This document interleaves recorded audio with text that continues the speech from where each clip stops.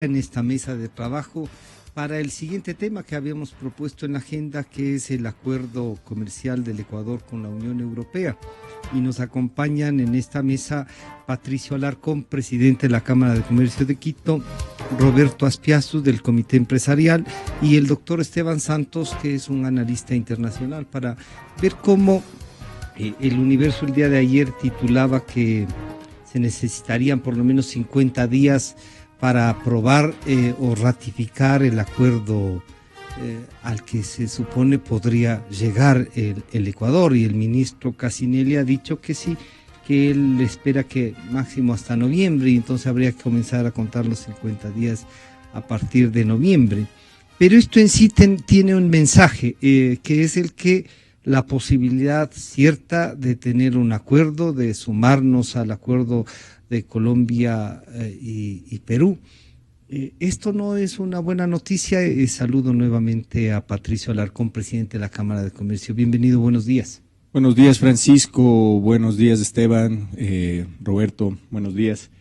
Mire, yo creo que si es que existe la decisión política, es fácil que el proceso se dé dentro del Ecuador, porque básicamente hablan del proceso en el Ecuador. La Corte Constitucional tiene que ratificar la adhesión, y una vez que la Corte Constitucional lo haga, y hablan de un plazo de 20 días, lo tiene Podría hacerlo como otros temas en un día. Mire, podría hacerlo como otros temas de muy poco tiempo, al igual que la Asamblea, porque la Asamblea tiene un plazo de alrededor de 30 días para discutirlo y evaluar el proceso en el CAL.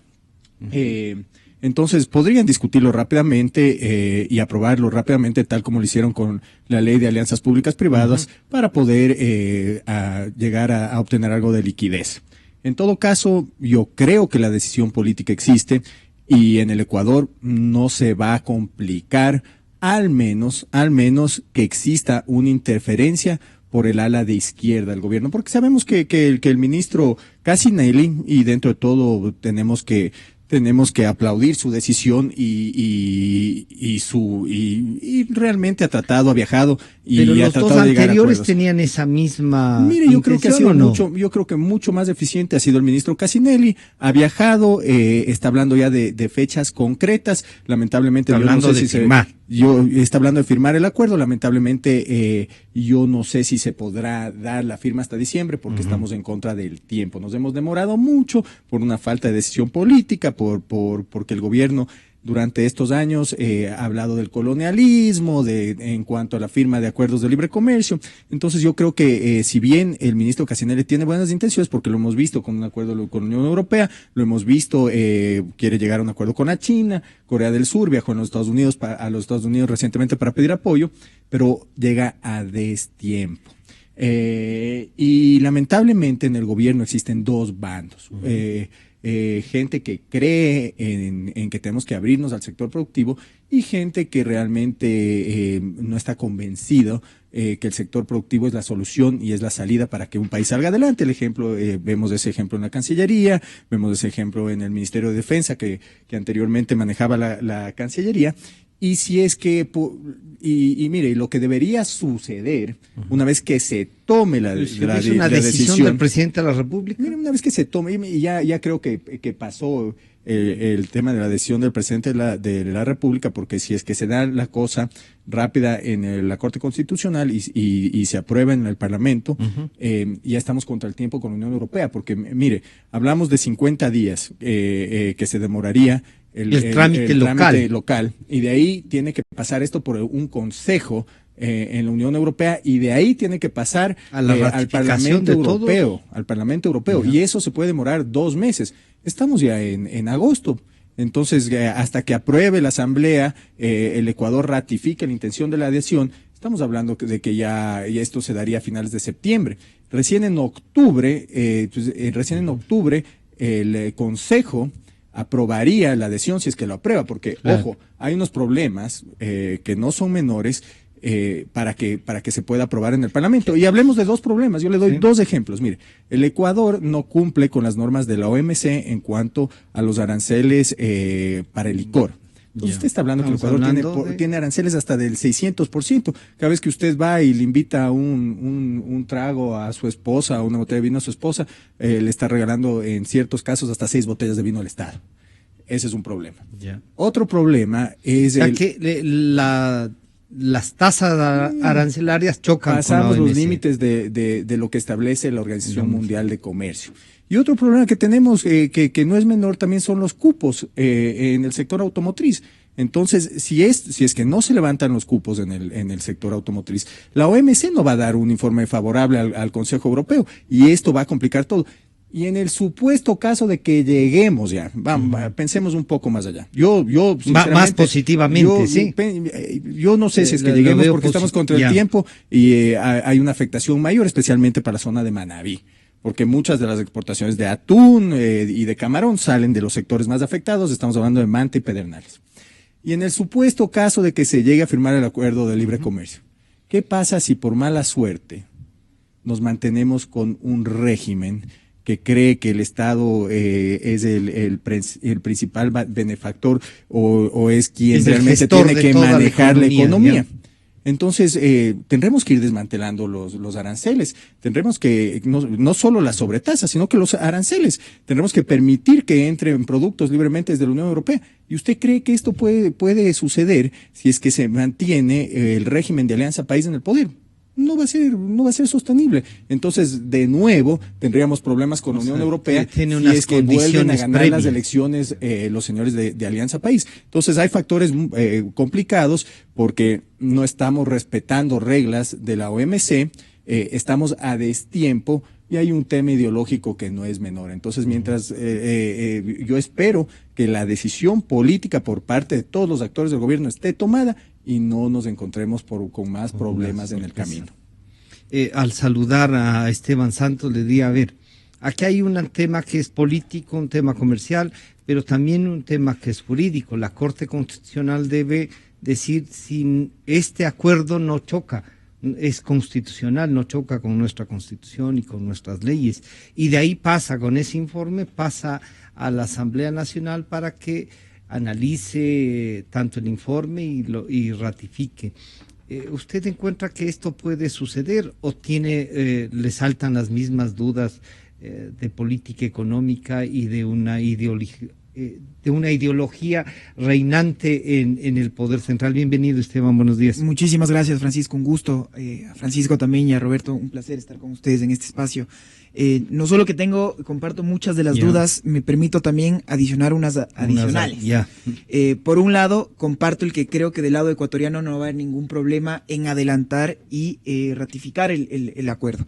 Tenemos una asamblea mayoritariamente pro gobierno. Que si la decisión política hay, se podría hacer. Existen sí algunos temas de fondo. Francisco bien mencionaba los problemas que pueden haber en OMC, se mencionaron 2 temas muy puntuales, como es el licor, como es, por ejemplo, los automóviles.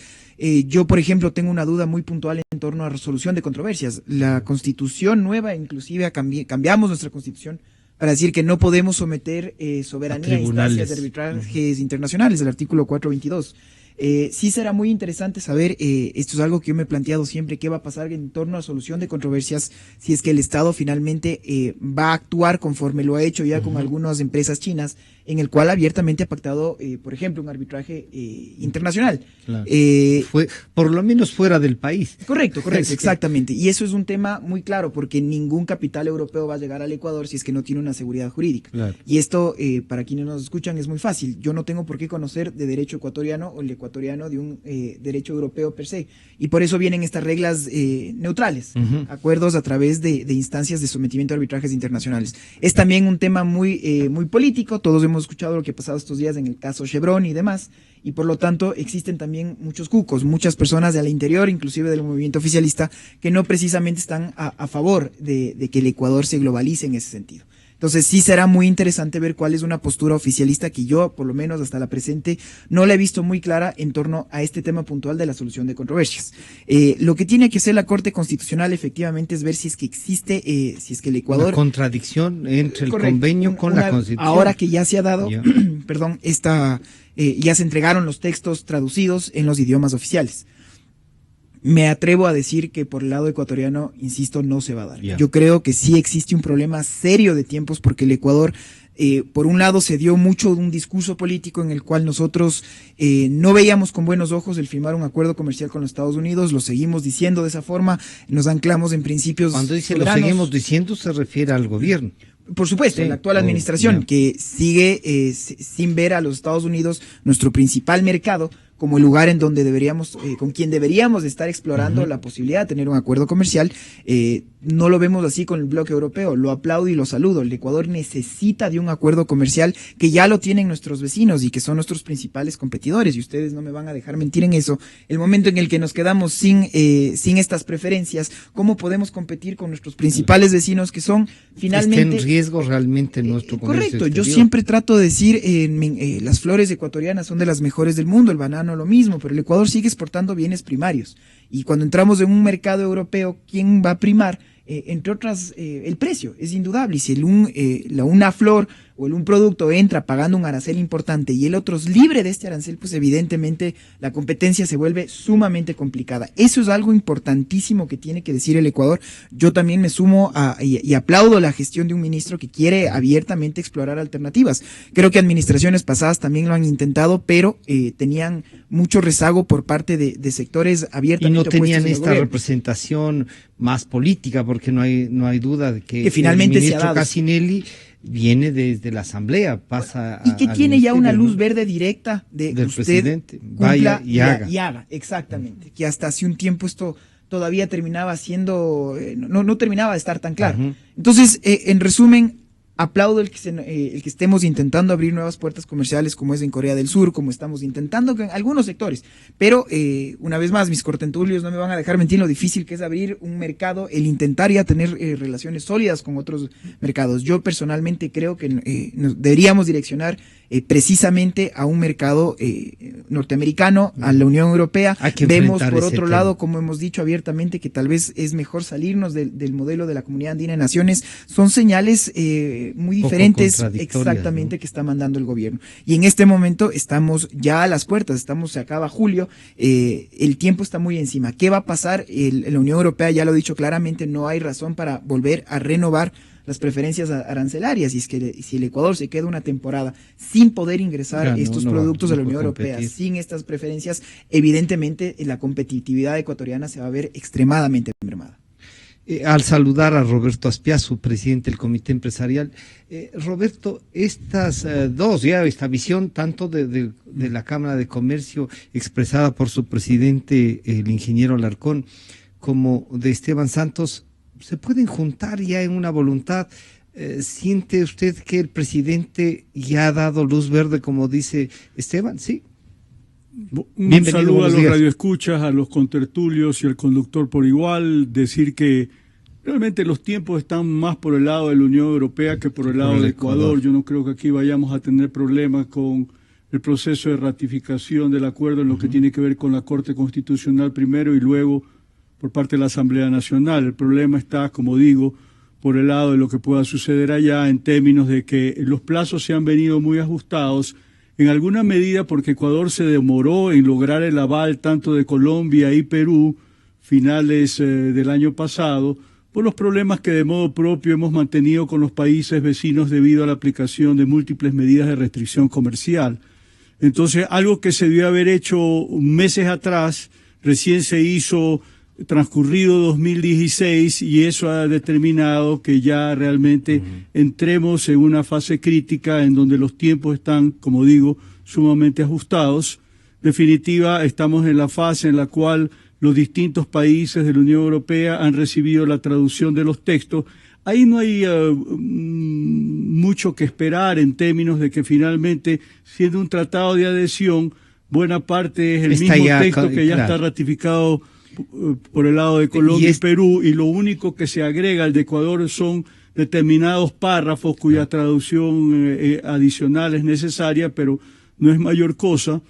La estrategia de Ecuador es tratar de adelantar la aprobación a la reunión del Consejo de Ministros General que se producirá en septiembre, porque para esto hay que tener en claro que consejos de ministros hay varios, es decir, hay consejos de ministros de seguridad, hay consejos de ministros de comercio exterior, no es un solo Consejo de Ministros, claro, es un consejo temático. Tiene una dinámica de manera tal de que se está tratando de que en la reunión general de septiembre pueda incluirse el tema ecuatoriano en la agenda. Al parecer no habría impedimento legal para que esto suceda, porque de otra manera habría que esperar hasta noviembre, reunión del Consejo de Ministros de Comercio Exterior, y realmente la fecha crítica es la cita que tiene el Parlamento Europeo entre 11 y 13 de diciembre, que es la última reunión del año. Finalmente, si hay la aprobación del Consejo de Ministros, eso tiene que pasar al visto bueno del Parlamento Europeo, de manera tal de que será entonces cuando conozcamos cuál es la suerte de Ecuador. Yo quiero destacar algo que ya señaló Patricio, en el sentido de que desde el Comité Empresarial encomiamos el compromiso, la labor que viene cumpliendo el nuevo ministro de Comercio Exterior, Juan Carlos Cassinelli, que ha priorizado dentro de su agenda la ratificación del acuerdo comercial con la Unión Europea, y eso demuestra de que ya a estas alturas el gobierno dio por terminada la discusión interna que hubo y que se prolongó durante años, excesivamente, porque para firmar un tratado de adhesión, pues hemos debido hacerlo mucho antes. Colombia y Perú firmaron en mayo de 2010. Nosotros comenzamos a negociar con ellos también. Claro, nosotros comenzamos a negociar con ellos en septiembre de 2007. Y lo hicimos como CAN hasta abril de 2008. Claro. Después volvimos a negociar con Colombia y con Perú el famoso acuerdo multipartes en febrero de 2009, pero nosotros nos bajamos de la camioneta en julio de ese año. Colombia y Perú, como digo, continuaron y ellos firmaron su acuerdo en mayo de 2010 originalmente para quedar entonces sometidos al proceso de ratificación. Claro. Pero, insisto, el punto es que nosotros perdimos cuatro años innecesariamente para firmar a la postre un acuerdo de adhesión. Que lo habríamos podido negociar ese misma con la misma pues fecha. O sea, es obvio que hemos debido mantenernos junto a Colombia y Perú y concluir el proceso acompañando a estos países y no pretender que íbamos a conseguir un acuerdo muy distinto que a la postre no se consiguió, al punto tal de que estamos hablando reiteradamente, y lo hace el propio gobierno, de que el acuerdo con Europa es un tratado de adhesión. Es decir, no hay discusión sobre este punto. Claro. Por favor. Para complementar, y yo creo que es muy interesante también ver cuál fue la ideología política de ese entonces. El Ecuador prefirió regresar a ver, por ejemplo, con Venezuela en ese entonces, con Bolivia, a proyectos como el ALBA, a proyectos que veían más a ojos una nueva forma de integración. Y veamos bien, claro, por esta fue la razón por la cual el entonces comandante Chávez se quiso salir de la CAN. Porque se salió efectivamente, por la idea de que no podíamos finalmente tener esta integración, estos acuerdos comerciales que eran imperialistas y demás. Y si vemos ahora, 4 años después, como efectivamente se ha dado, estamos firmando un acuerdo de adhesión prácticamente igual. Hay un problema muy claro, ¿no? Que la coyuntura internacional ha cambiado, ya tenemos este famoso Brexit que se ha dado, y ahora pues el primer tema de agenda en la Unión Europea es pues justamente el tema de la salida del Reino Unido. El Ecuador pues pasará justamente la parte de atrás de la agenda, y nosotros tenemos una necesidad muy muy importante. Yo lo que quería agregar, y como dejar un elemento sobre la mesa, está relacionado al hecho de que la demora obedeció también al modelo neocepalino que pretendió implantarse en el Ecuador dentro de distintas denominaciones que fueron cambiando conforme el momento.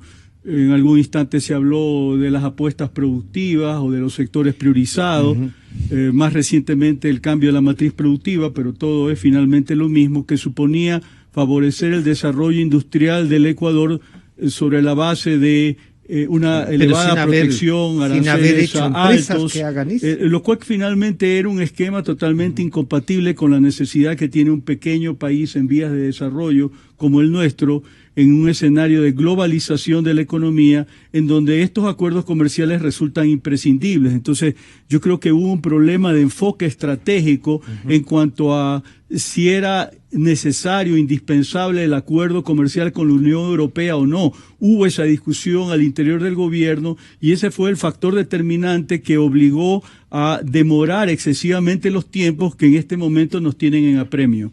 Mire, Patricio, una cosa, Roberto ha sido muy generoso al decir neocepalinos, o sea que son nuevos, y algunos podríamos decir no es lo mismo de desde la década de los 70 o no? Mire, esta ideología equivocada es una mezcla de la antigua cortina de hierro con la revolución del siglo XXI, ahora con un aperturismo finalmente por la falta de liquidez que viene a plantearse a cierto modo un cronismo que es un capitalismo de amigos. Entonces es la mezcla más rara que se adecua de acuerdo a las necesidades de liquidez que puede tener el gobierno.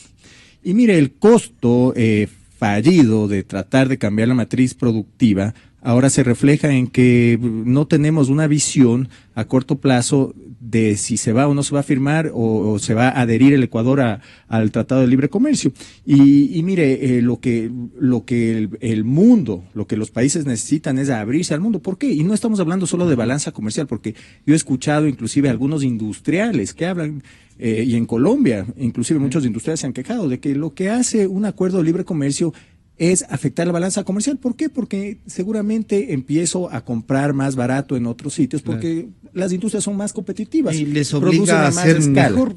Pero en lo que no se fija en general, mucha gente que tiene una miopía comercial es que esto trae mucha inversión. En el Perú ha mejorado la balanza comercial, en Colombia no, pero ¿qué es lo que ha hecho el acuerdo, los acuerdos que ha firmado Colombia? Es traer dinero, empresas del exterior que invierten en el país, generar muchas fuentes de trabajo, no solo comprar. Entonces ahí tenemos el sesgo de que solo se compra.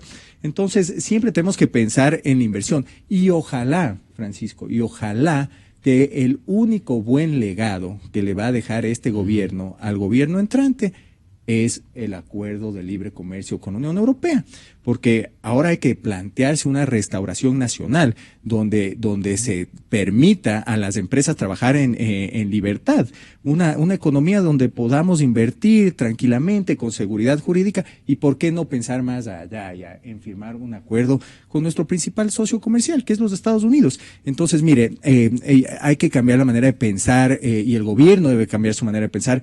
La liquidez viene por inversiones, viene por exportaciones, no viene por más impuestos, no viene por más deudas, no viene por la emisión de dinero electrónico. Tenemos que abrir un poco y ver los ejemplos de otras partes del mundo.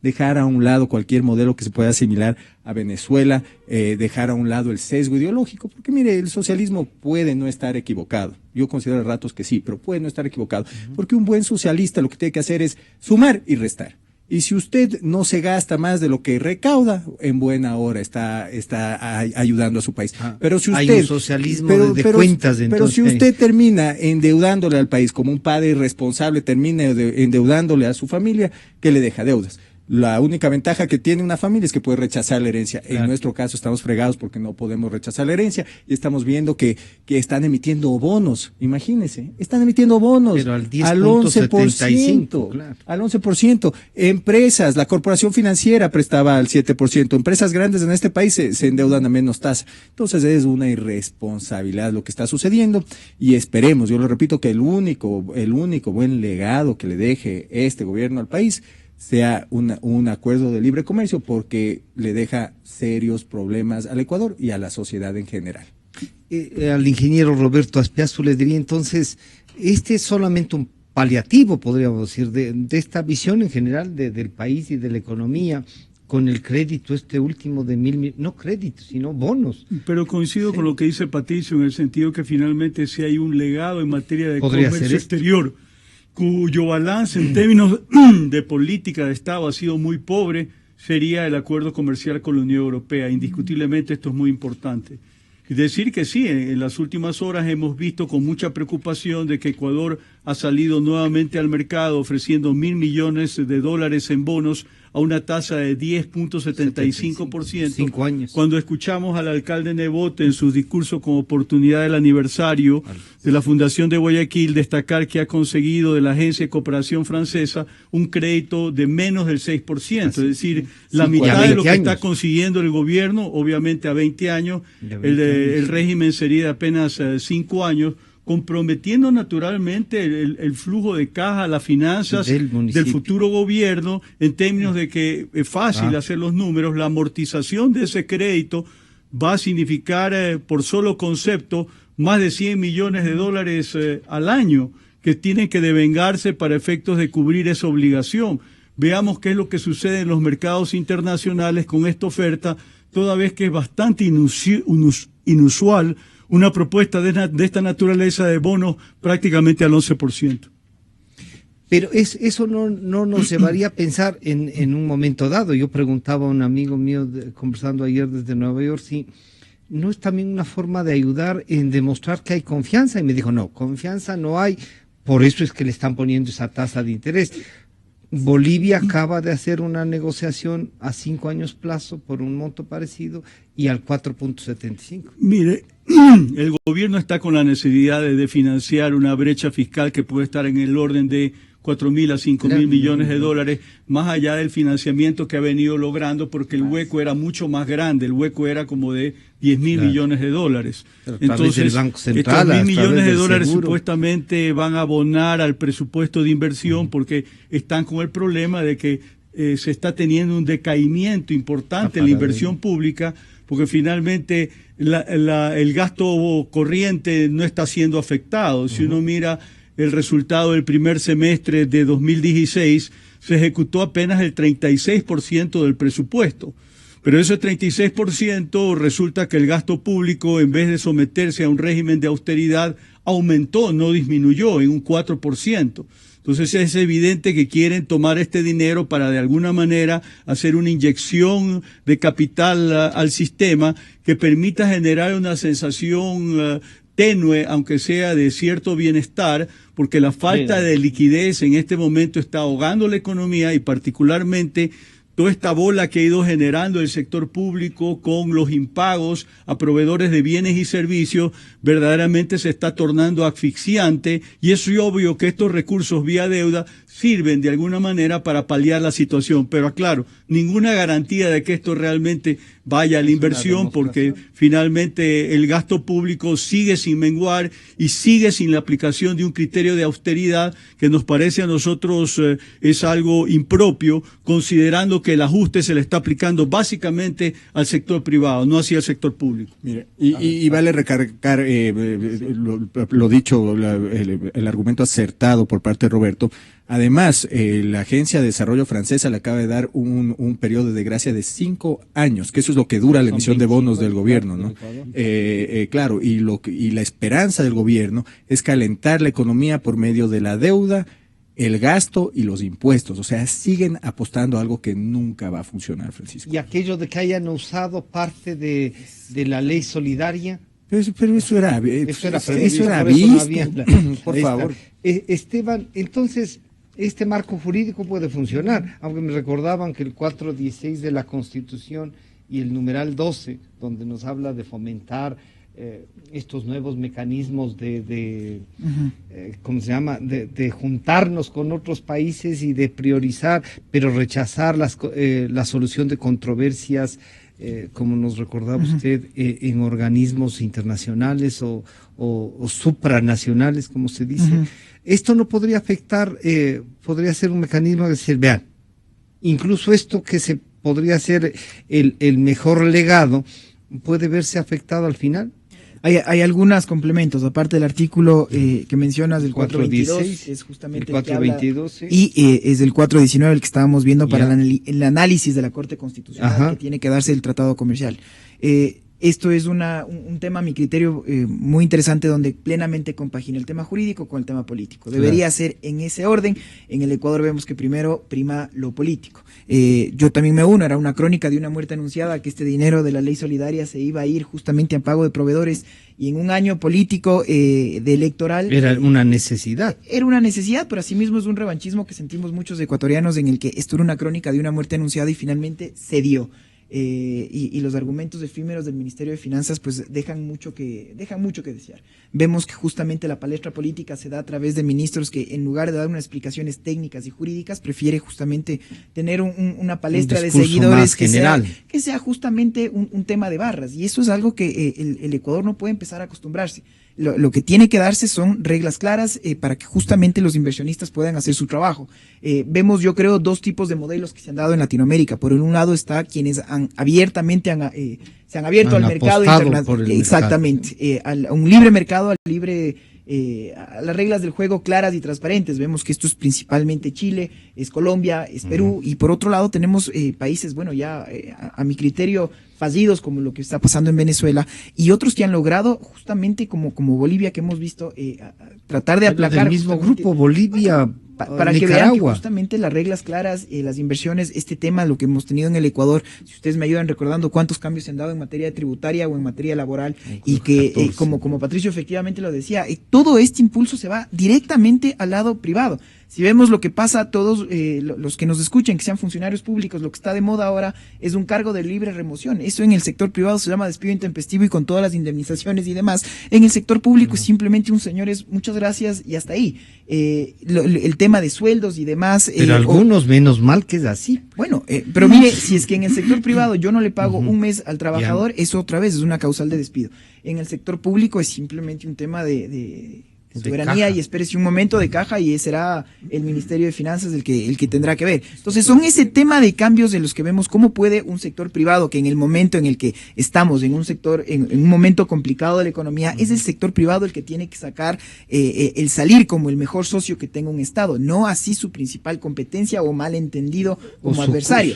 Entonces la fórmula es ayudar justamente a que el sector privado pueda volver a ser mucho más productivo. No estamos diciendo que no existan reglas que puedan darse, exactamente. Pero cuando vemos que lo que tenemos es un Estado inquisidor, que lo único que está buscando es ver cómo puede generar más recaudación impositiva, correcto, y a través de normativas que vemos que la economía se contrae, pero el Estado todavía tiene un real problema en tener que admitir que nos encontramos en una crisis, pues esto es otra vez una cortina de humo que nuevamente vemos que esto puede avecinarse en otra crónica de una muerte anunciada.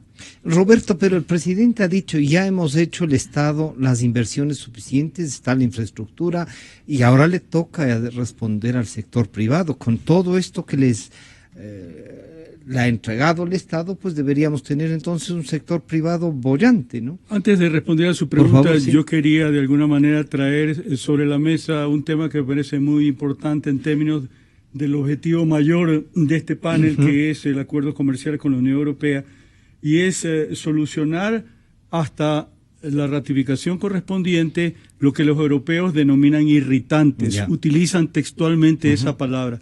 ¿Cuáles son los irritantes? Patricio mencionaba uno relacionado al cupo de vehículos. Destacar que en lo que va de 2016, la venta de vehículos livianos ha bajado 42% y la venta de camiones y vehículos pesados como 75%. Entonces, es obvio que las exportaciones europeas al mercado ecuatoriano se han visto afectadas como consecuencia de esa situación.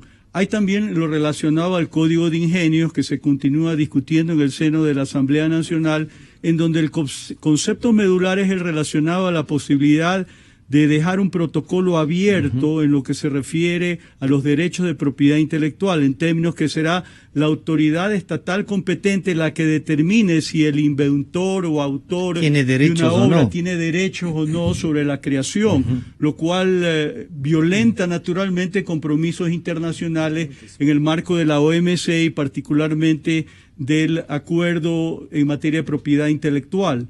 Hay otros inconvenientes relacionados, por ejemplo, a la vigencia del decreto 522, si la memoria no me falla, que no pretende otra cosa sino que los genéricos forzosamente sean comercializados como tales y que no existan los genéricos de marca.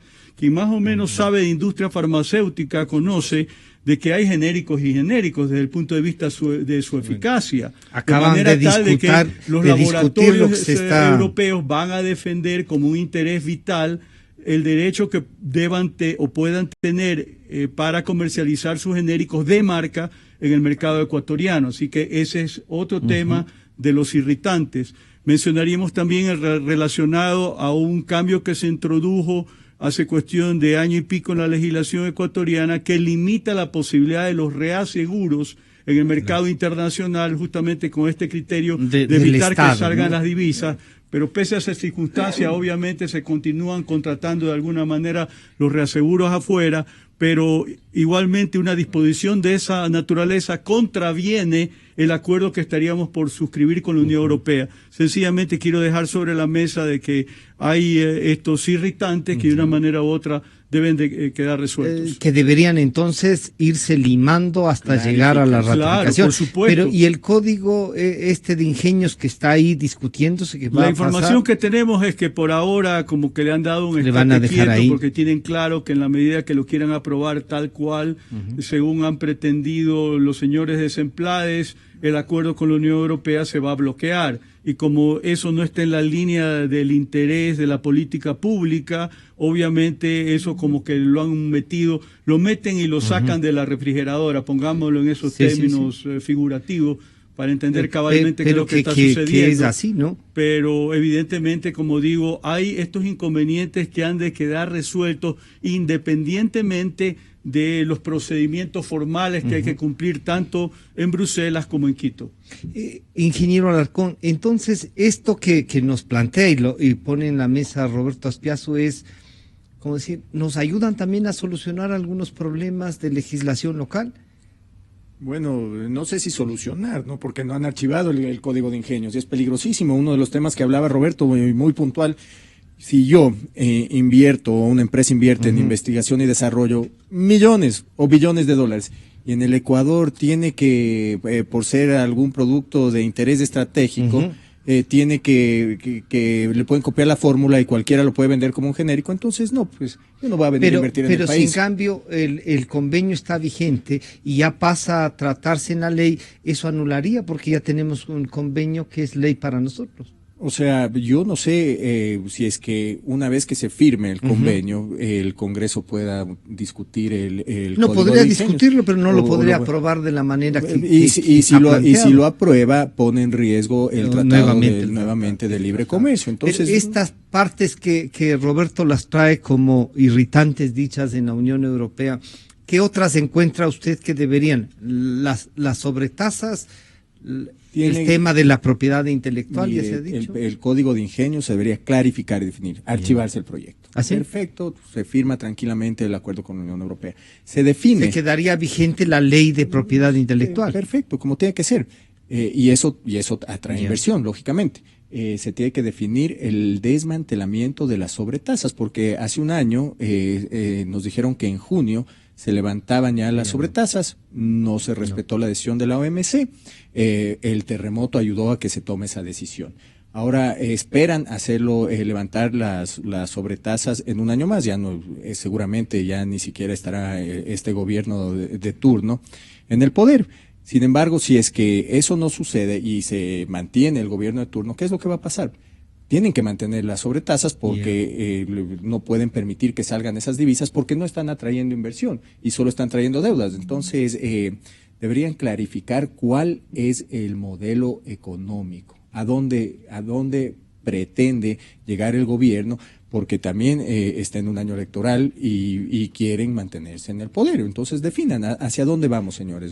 Vamos, seguimos con los 10 años seguimos con un gerente propietario del país, que maneja la economía a su antojo y las reglas a su antojo, o vamos hacia un modelo, qué sé yo, como el de Bolivia, donde se deja asesorar al presidente, la economía se maneja mejor, tiene reservas, tiene donde el asesores, donde el gerente escucha más a sus asistentes, o cambiamos y vamos hacia un modelo donde se respeten las reglas, se respete el endeudamiento permitido por la Constitución, se abre el país a tratados de libre comercio, los poderes se mantienen independientes, la Corte Constitucional, qué sé yo, el Consejo Electoral.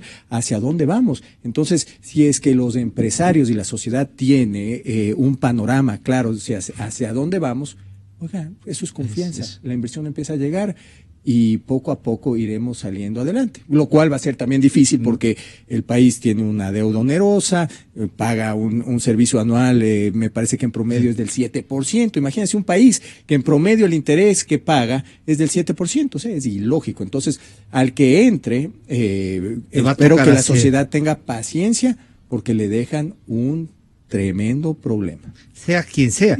Roberto, sí, quería contar algo que va en la línea de que hoy por hoy uno de los nudos gordianos de la economía nacional es qué haría el nuevo gobierno para ir desmontando todo este andamiaje de restricciones, cupos, salvaguardias, utilización de los certificados de calidad para frenar importaciones, acuerdos voluntarios, entre comillas, porque finalmente esta situación se torna insostenible y ha tenido un efecto significativo en lo que tiene que ver con la estructura de costos de la producción, que obviamente en un modelo de dolarización tiene que de alguna manera reducirse para efectos de lograr nuevamente una mayor competitividad. Yo diría que ese es un tema clave, fundamental. Por ahora se ha prorrogado por un año más el tema de las salvaguardias, pero hay que tener presente una cuestión que es muy importante.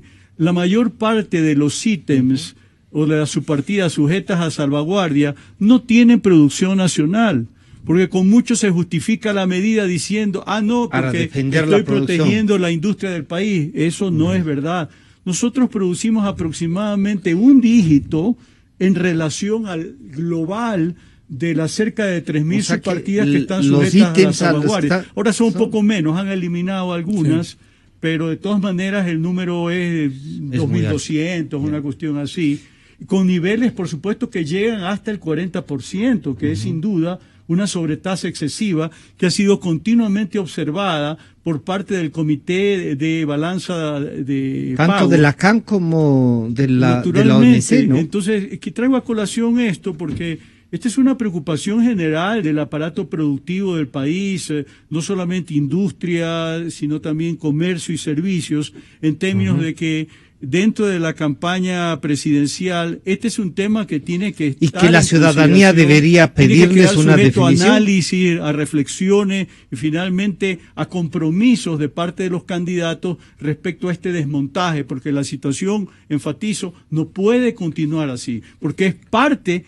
del grave problema estructural de la recesión económica, independientemente de este tema de la caída del precio de los petróleos y la apreciación del dólar. Roberto, ahí ustedes no es que están diciendo que necesitamos moneda propia para no, por supuesto que ahí. No, sino que de alguna manera el enfoque del modelo económico, al igual que el resto de políticas públicas, ha apuntado hacia la sobreregulación, y la sobreregulación genera tal cúmulo de distorsiones que esas distorsiones de alguna manera se están pagando. Hay una factura que cancelar por este concepto que con mucho va en la línea de una estructura de costos sobrecargada que le ha venido restando sistemáticamente competitividad al país, lo cual se refleja en la caída de las exportaciones, no solo petroleras, sino no petroleras. La liquidez. Esteban, entonces aquí hay un problema que además de político y económico es también que hemos estado estirando mucho las riendas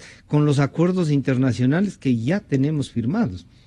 No solo que se pone en peligro, sino que los que ya están firmados tienen riesgos. Yo creo que es justamente eso, las señales que ha estado mandando el gobierno. Por un lado, la denuncia a todos los tratados bilaterales de inversiones que se dieron a raíz de todos los cambios, principalmente en materia petrolera, sin tomar nota de que esto iba a afectar directamente a otras industrias, a otras empresas justamente de capitales privados.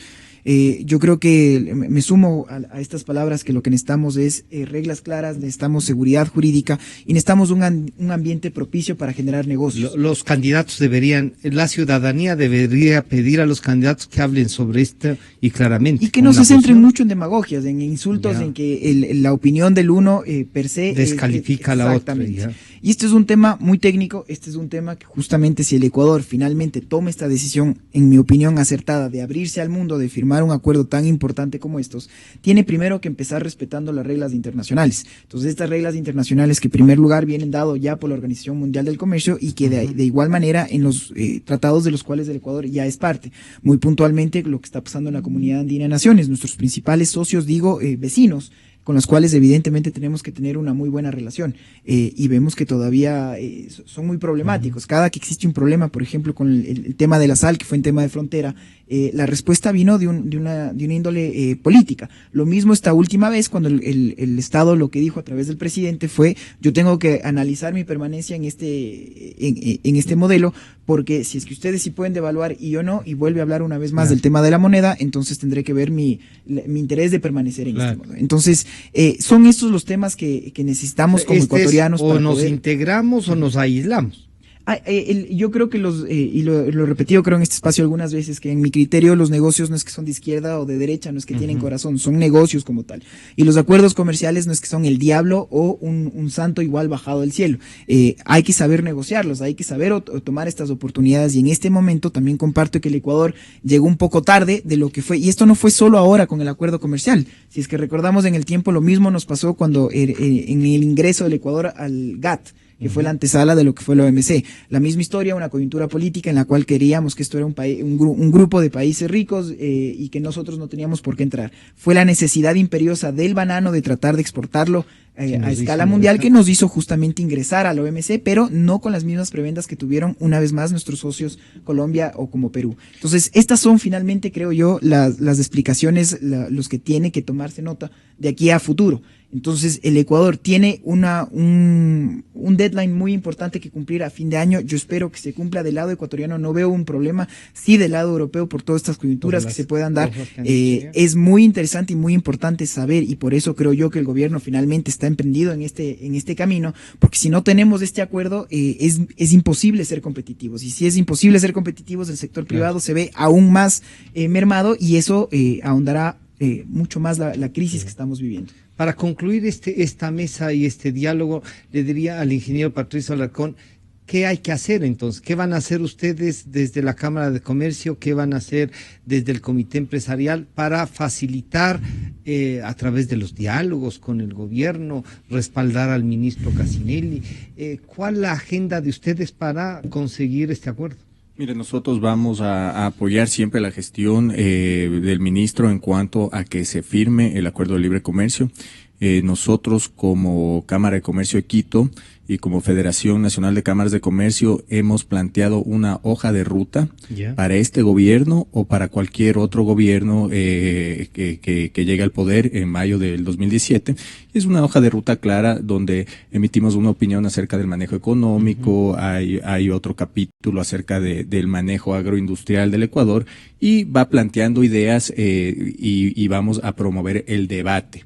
La Federación de Cámaras de Comercio va a plantear, en base a nuestra hoja de ruta que le hemos preparado con profesionales como Mauricio Pozo, por darle un ejemplo, lo que vamos a plantear es un debate presidencial, seguramente en la ciudad de Guayaquil, y estamos analizando también un debate presidencial en la ciudad de Quito para exponer estos puntos. Entonces nosotros somos propositivos. ¿Y al gobierno nacional actual? El rato que lancemos esta hoja de ruta, lo primero que haremos es enviarle una copia de la misma al presidente de la República.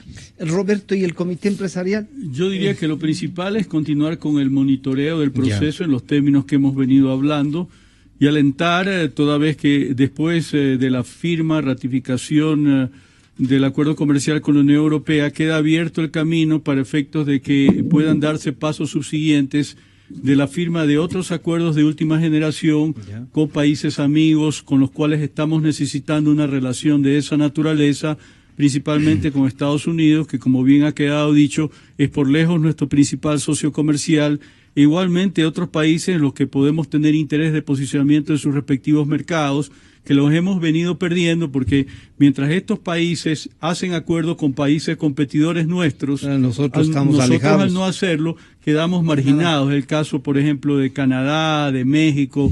Con Rusia es muy importante avanzar, hemos dado los primeros pasos con Corea del Sur, también estamos en tratativas con Turquía, pero el punto es que una vez ratificado el acuerdo comercial con la Unión Europea, como que se rompe el mito, es decir, finalmente Ecuador va a disponer de un acuerdo comercial de última generación en el marco de los estándares de la Organización Mundial de Comercio, que en definitiva no hace sino profundizar distintos temas de carácter multidisciplinario, de manera tal de que con esa herramienta podemos ir superando paradigmas que han determinado que hasta este momento Ecuador no tenga acuerdos de libre comercio, sino con países en el ámbito de la LADI, es decir, de América Latina y el Caribe, lo que significa que mientras Colombia y Perú están con mercados abiertos en 80-90% de la demanda mundial, nosotros no llegamos sino a un dígito. Ese es el contraste. Esteban, entonces el Ecuador debe abrir. ¿La ciudadanía qué puede hacer frente a las propuestas del Comité Empresarial y de la Cámara de Comercio? Agradecer estas invitaciones justamente al diálogo, a conversar, a que sea propositivo, a que sea un debate de ideas, en la mayor medida técnico, que estos son temas en los que para mí los números no mienten, justamente la seguridad que tienen nuestros vecinos, el nivel de inversiones que se ha dado y esto contrastado con la calidad de vida que tienen las personas. Entonces, creo yo que desmitificar muchos miedos, muchos cucos que pueden tener alrededor de estos acuerdos comerciales, que insisto, no es que son buenos o malos, son acuerdos comerciales que se tienen que saber negociarlos. Aplaudo el que sean justamente técnicos los que estén trabajando en esto y del otro lado, pues pedir por lo menos ser escuchados a medida de que estos acuerdos sean tomados, estas aclaraciones pues tengan un eco en el sentir del gobierno. No podemos hablar justamente de división de sectores o bandos contrapuestos, entender que todos queremos, todo el mundo quiere lo mismo efectivamente y podemos muchas personas disentir o demás, pero para esto, uno, agradecer este tipo de espacios para quienes nos escuchan, pues puedan formar su propio criterio y dos, pues que cada vez más la ciudadanía se vaya empapando de todo lo que tiene que ver con un tema de comercio y demás, para que concomitantemente con el gobierno podamos pues todos llegar a este bien común que es el que todos queremos. Queremos agradecer al ingeniero Patricio Alarcón, al ingeniero Roberto Aspiazu y al doctor Esteban Santos, con quienes hemos analizado el tema del acuerdo de comercio con la Unión Europea. Nos van a acompañar para el siguiente tema el doctor Luis Calero, el doctor Fernando Santos Dalvite y el ingeniero René Ortiz, el tema petrolero. Enseguida volvemos. A ustedes muchas gracias. XFM y Democracia AM encarnamos la